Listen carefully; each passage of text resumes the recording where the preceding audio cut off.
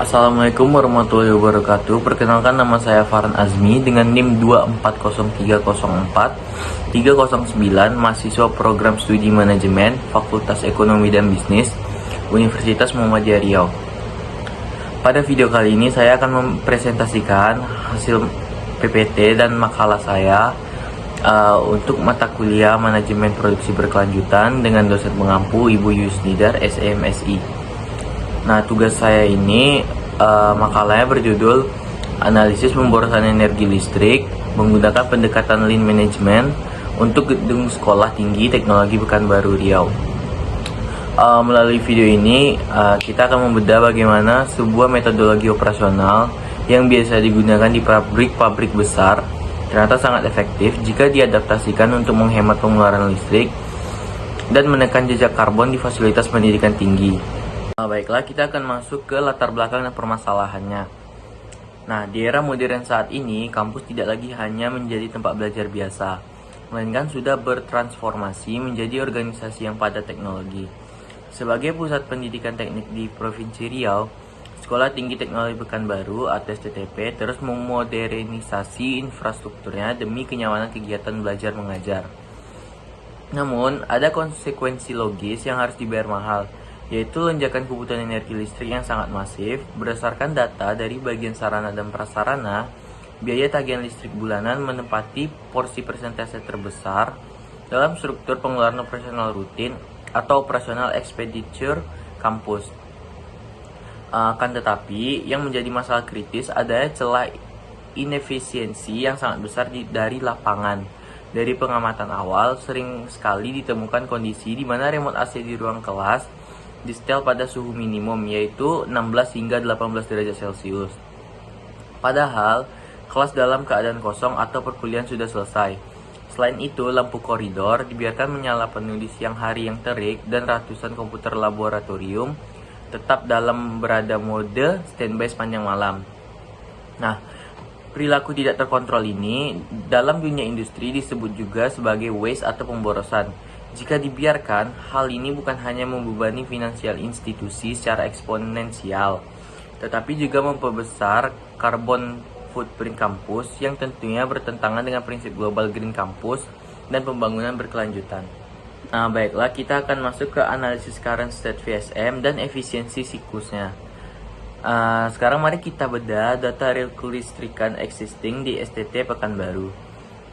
Gedung ini disuplai oleh listrik PLN dengan langganan daya komersial berkisar antara 33 kVA hingga 41,5 kVA. Waktu operasional kampus ini berjalan selama 14 jam per hari, dari pukul 7.30 pagi hingga 9.30 malam dari hari Senin sampai Sabtu. Berdasarkan laporan keuangan 2 bulan terakhir, di bulan Mei tercatat sebesar Rp7.055.550 dengan konsumsi 5.506,7 kWh. Lalu di bulan Juni tercatat sebesar Rp7.469.964 dengan konsumsi 5.170,6 kWh. Jika dirata-ratakan, kampus menghasilkan 5.338,65 kWh per bulan dengan biaya sekitar Rp7.712.757. Dari penelusuran beban harian sebesar 213,5 kWh tersebut, saya memetakan aliran daya menggunakan current state value stream mapping atau energi VSM. Nah, aliran energi terbagi atas beban AC sebesar 65%, pencahayaan 55%, serta perangkat lab dan IT sebesar 12%. Untuk menghitung data efisiensinya penggunaan waktu energinya, kita menggunakan rumus proses cycle efisiensi atau PCE. Dari total 14 jam operasional atau 840 menit per hari, waktu penggunaan efektif atau value add time hanya sebesar 480 menit. Sementara waktu energi terbuang percuma atau non-value add time mencapai 360 menit. Nah, melalui perhitungan matematikanya, PCE sama dengan 480 dibagi dibagi 480 ditambah 360 dikali 100% hasilnya 57,14%. Nah, di angka ini membuktikan bahwa efisiensi pemanfaatan waktu energi di STTP tergolong rendah. Ada sekitar 42,86% alokasi waktu operasional listrik yang terbuang sia-sia tanpa memberikan nilai tambah fungsional akademik. Nah, kita akan masuk ke rekomendasi perbaikan integrasi 3R dan 5S-nya.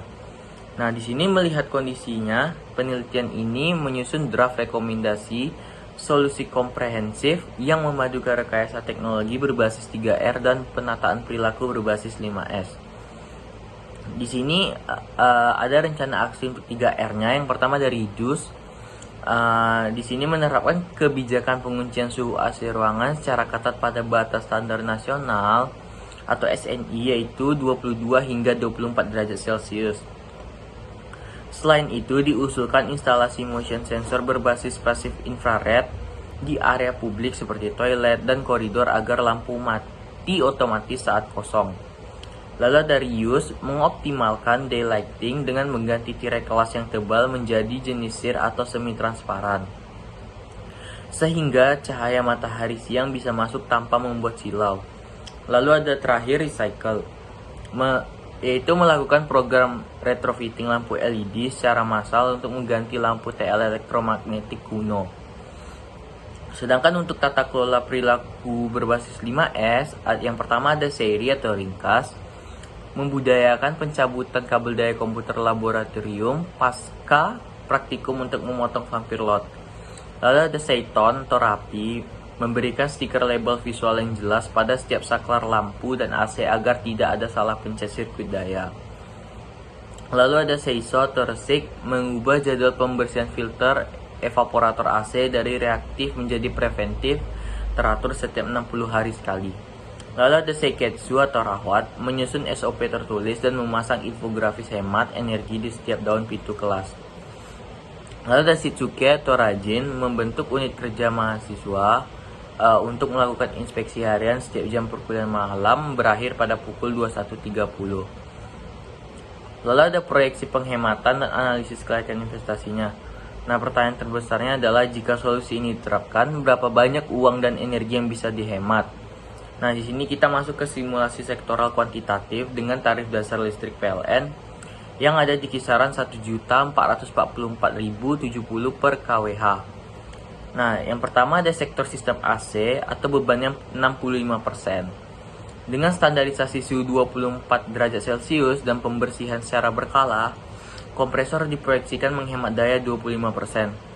Ini setara dengan penghematan 867,53 kWh atau sekitar Rp1.253.321 per bulan.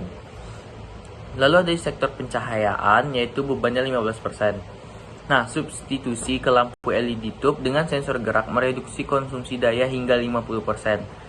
Nah, kita bisa menghemat 440 kWh atau sekitar Rp578.457 per bulan. Lalu ada di sektor vampir lot, yaitu bebannya 12%. Dengan pemutusan aliran stop kontak lewat budaya seri, kita menghemat 15% beban IT atau setara 96,10 kWh atau Rp138.836 per bulan. Jika kita akumulasikan seluruh efisiensi ini, total daya yang dihemat mencapai 1.364,3 kWh per bulan. Dengan nilai finansial Rp1.970.614 per bulan dalam 1 tahun, akumulasi penghematan keuangan kampus mencapai Rp23.647.368. Nah, tagihan bulanan yang tadi rata-rata 7,7 juta bisa ditekan menjadi sekitar 5,7 juta saja. Nah, lalu bagaimana dengan biaya investasinya? Untuk membeli lampu LED baru, sensor gerak PIR, stiker visual, dan akrilik pelindung saklar dibutuhkan modal awal atau capital expenditure sebesar Rp6.500.000. Nah, di sini mari kita hitung pengembalian modal atau payback periodnya, yaitu total investasi awal dibagi dengan finansial per bulan atau 6.500.000 dibagi 1.970 sama dengan 3,29 bulan. Nah, formasi ekonomi ini menunjukkan bahwa seluruh modal investasi awal akan kembali penuh hanya dalam waktu 3,29 bulan atau kurang lebihnya 100 hari kalender. Setelah itu, kampus akan menikmati keuntungan murni dari penghematan ini. Nah, lebih jauh lagi jika fitur set VSM tercapai karena penekanan buang waktu energi dari 360 menit menjadi hanya 60 menit per hari. Efisiensi siklus atau PC kelistrikan gedung SCTP akan melesat dari 57,14% naik drastis menjadi 88,89%. Nah, untuk kesimpulan dan sarannya, pendekatan lean management terbukti tidak hanya berlaku di lantai pabrik, namun sangat sukses apabila diimplementasikan sebagai cetak biru atau blueprint konservasi energi di sektor fasilitas pendidikan publik. Potensi efisiensi finansial tahunan sebesar lebih dari 23 juta rupiah dan payback period yang sangat singkat di bawah 4 bulan membuktikan kelayakan teknoekonomi proyek ini. Di sini saya memberikan 3 saran penting, yaitu untuk bagi manajemen puncak SCTP diharapkan segera merilis kebijakan tertulis berupa SK Direktur mengenai regulasi baku konservasi energi kampus serta menyetujui anggaran modal awal sebesar 6,5 juta.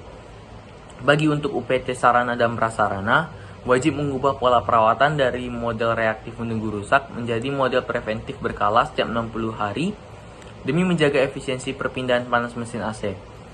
Nah, bagi seluruh civitas akademika diperlukan sosialisasi yang konsisten agar kedisiplinan dan budaya hemat energi atau Shisuke tertanam pada kuat setiap mahasiswa dan staf pengajar demi menjaga keberlanjutan hasil efisiensi ini. Nah, demikian presentasi yang dapat saya sampaikan mengenai tugas UAS saya ini. Semoga dapat bermanfaat dan menambah wawasan baru bagi kita semua. Saya tutup dengan wabillahi taufiq wal hidayah. Wassalamualaikum warahmatullahi wabarakatuh.